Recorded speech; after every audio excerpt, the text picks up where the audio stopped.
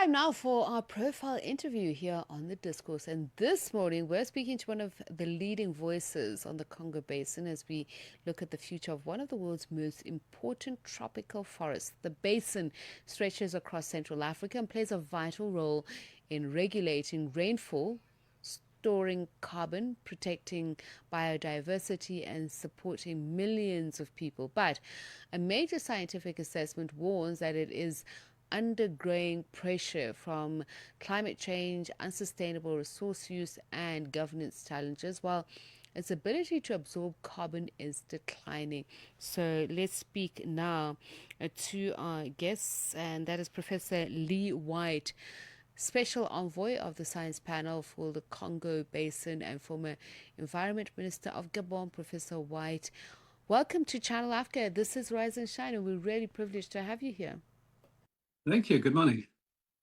So let's just start with the bigger picture for people who are listening inside and outside of Africa, why the future of the Congo Basin should matter to them, and what is the current situation? The Congo Basin is a massive extent of tropical rainforest right in the heart of Africa, going across tropics from Nigeria to Rwanda and Uganda.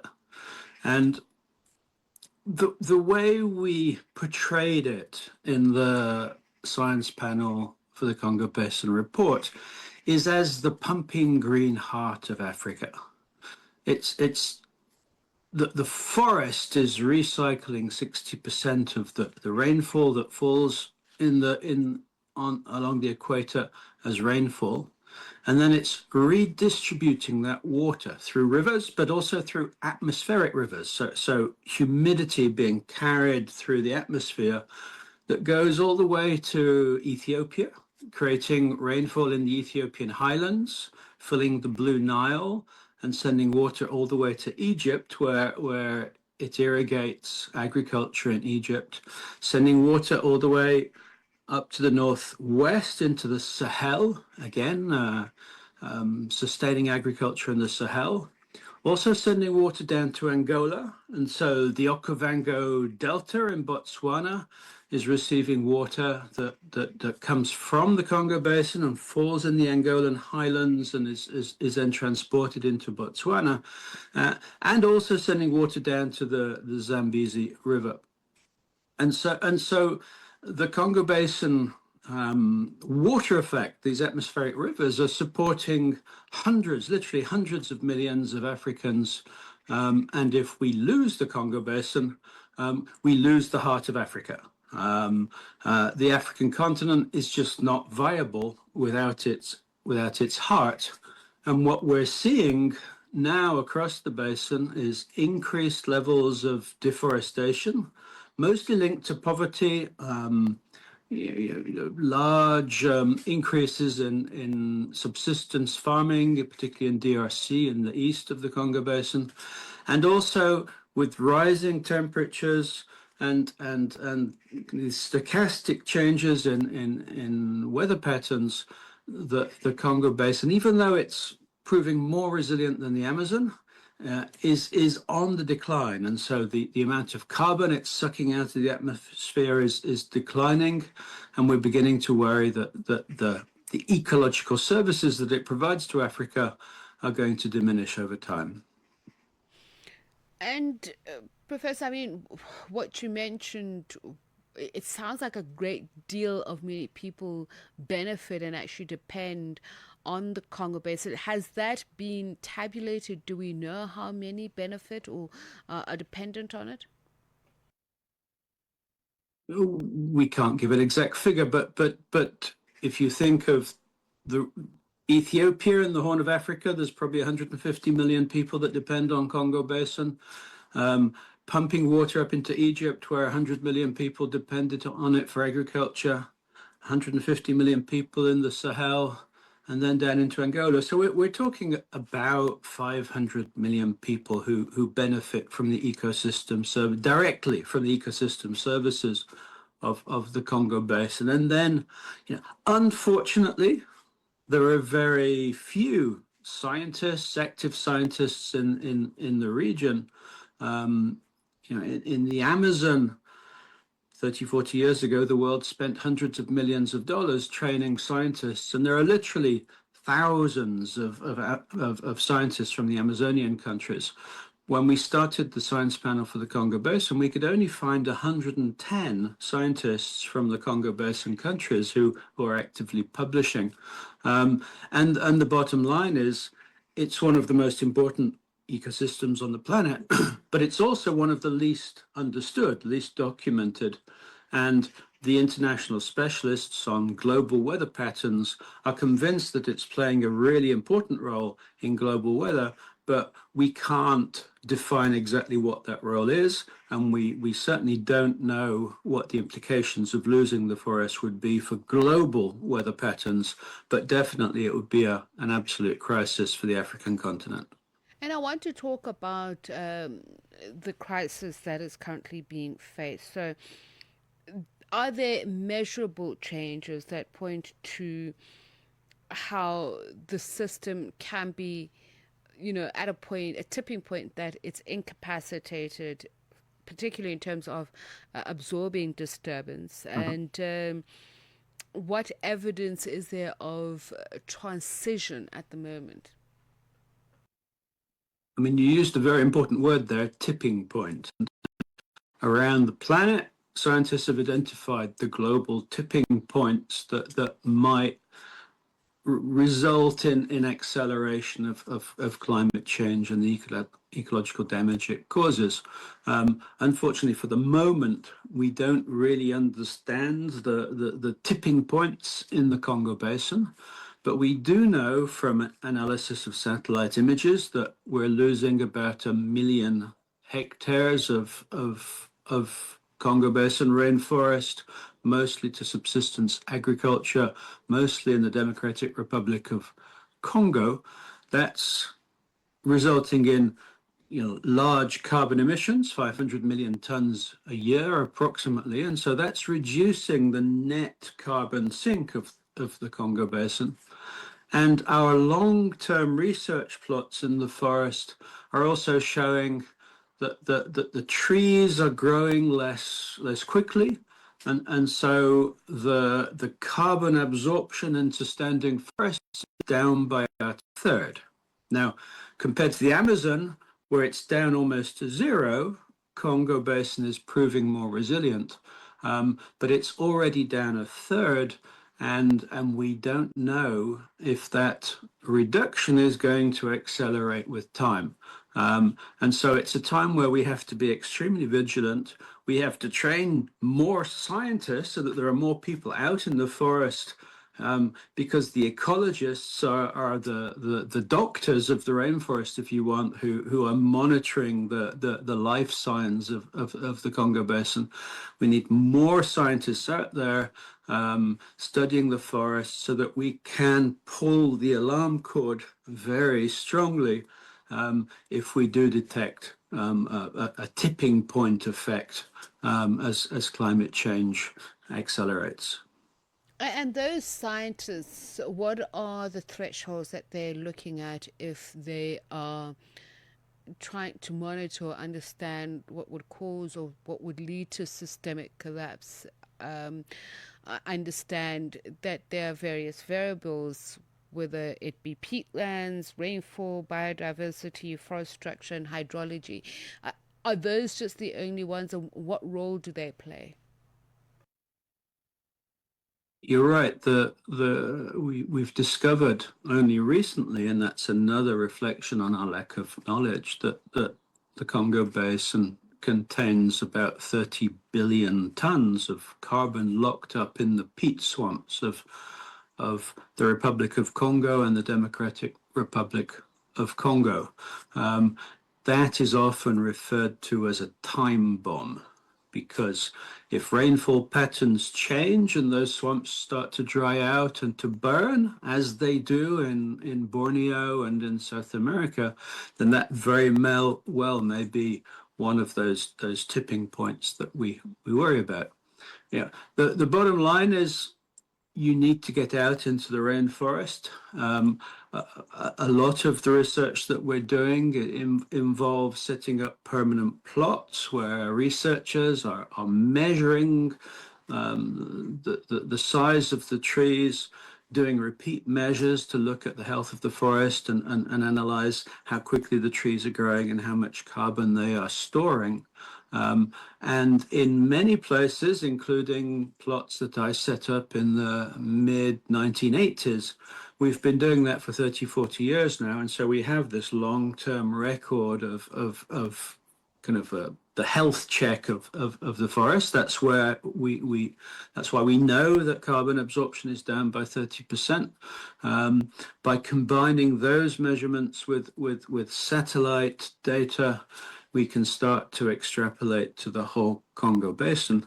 But our measurements of how the weather system is changing are really poor. There's a method that is used across the world where we put apparatus onto towers that we place in different ecosystems around the world called canopy flux towers. There are dozens across the Amazon. There is just one in the Congo Basin, and so there's a real need for investment in more of the sort of the life support equipment that you would see in a hospital. These sensors that you put out in the forest are measuring the life signs, but we only have one measure for the 3 million square kilometers of the Congo Basin, and that definitely needs to change. And who will be behind that change? The science panel, what are the conversations that they're having about the gaps that need to be filled? So the science panel for the Congo Basin, which is hosted by the UN Sustainable Development Solutions Network, brought together all of the publishing scientists active in the Congo Basin, the 110, 120 or so scientists from the Congo Basin countries and their international partners. We produced a 1,000-page State of the Congo Basin book with the publisher Springer, which had over 180 authors, 40 chapters, trying to sort of put our fingers on the pulse of the Congo Basin as it is in 2025. We're now calling for a big investment. We want to see 1,000 PhD level scientists trained across the Congo Basin countries over the next decade. We're actively fundraising for that, and it looks like we may well have the first 100 secured. And by bringing on more and more young scientists from the Congo Basin countries, our hope is that in the next 5 to 10 years, we'll have a much better understanding of the importance of the Congo Basin, how it works, and what the implications of climate change are. But also, like for the Amazon, we'll have a generation of people who almost have a crystal ball, who through their science understand the implications of losing the Congo Basin, and who are going to go out there and fight tooth and nail to convince the politicians to make the investments that we need and to work on the ground to make the changes that we need, particularly to agriculture, modernizing the slash and burn agriculture that has been undertaken in the Congo Basin for the last 2,500 years, and transforming it into a much more productive modern tropical agriculture system that doesn't require slashing the forest and burning it every year, but rather stabilizes farming on the same piece of land, but increases productivity by a factor of 10 to 20. And so we're calling on this major investment, particularly in capacity building, because we see that as the key to the future of the Congo Basin. So if you were advising the finance minister in terms of asset development management, what areas would you say that you would focus on the Congo Basin economy for it to be not only of public value but to also be of fiscal value so that it could also go towards the containment?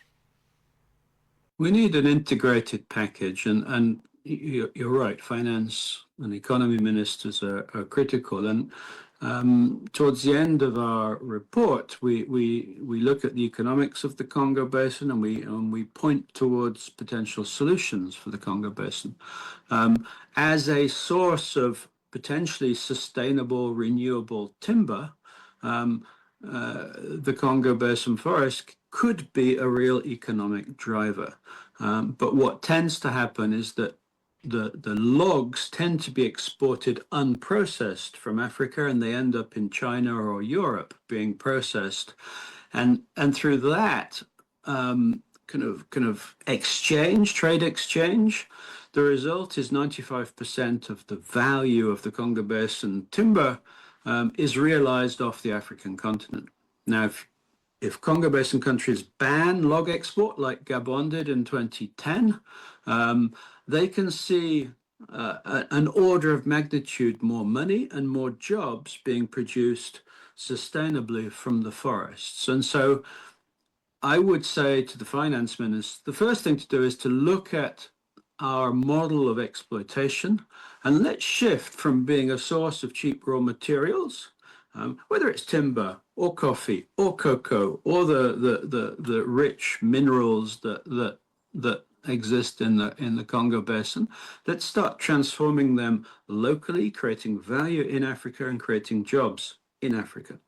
At the same time, we need to invest in an agricultural revolution to modernize Congo Basin agriculture, make it more sustainable, make it carbon positive, and make it more productive. We need to train a generation of scientists because you can't manage something you don't understand.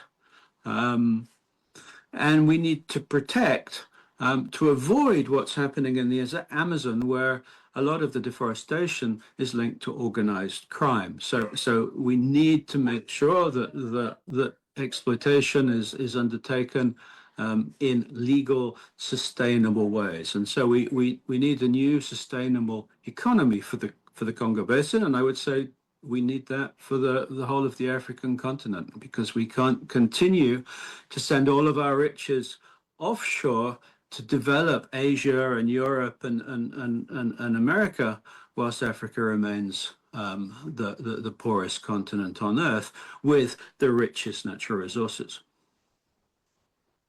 And just any final word on this, Professor, what you think the world or even Africa needs to know and understand about the value of a Congo Basin, but the role that science can also play in global efforts for climate change and protection of biodiversity? Let's say that when we went to the Glasgow Climate COP, Gabon was chairing the African group of negotiators, and so I, as the Environment Minister, spoke on behalf of Africa. And we tried to get across the importance of these critical ecosystems. After Glasgow, we went to Sharm el-Sheikh, and so the COP after that, the Conference of Parties after the major Glasgow discussions, was in Africa. In Egypt, which depends on the Congo Basin for a lot of its water through the Blue Nile. And I tried very hard to work with the Egyptian minister and convince them that they have a real stake in the future of the Congo Basin. We saw Egypt almost go to war with Ethiopia over the grand Renaissance dam that was built on the Blue Nile. But when trees are cut down in the Congo Basin, Egypt doesn't seem to have any concern about that. And so I think it's really important that African nations start to work together strategically, that we model the future of the continent. And if we did that, one of the key actions we would define together would be preserving the Congo Basin forest, because the whole of Africa depends on the green heart of Africa for its environmental stability, its environmental Right. services, for its rainfall. So I think a much more focused approach by Africa as a whole to these critical ecosystems. Professor Lee White, thank you so much for speaking to us. Really appreciate it. Professor Lee White is a special envoy of the Science Panel for the Congo Basin and former Environment Minister of Gabon. It brings the time to 29 minutes.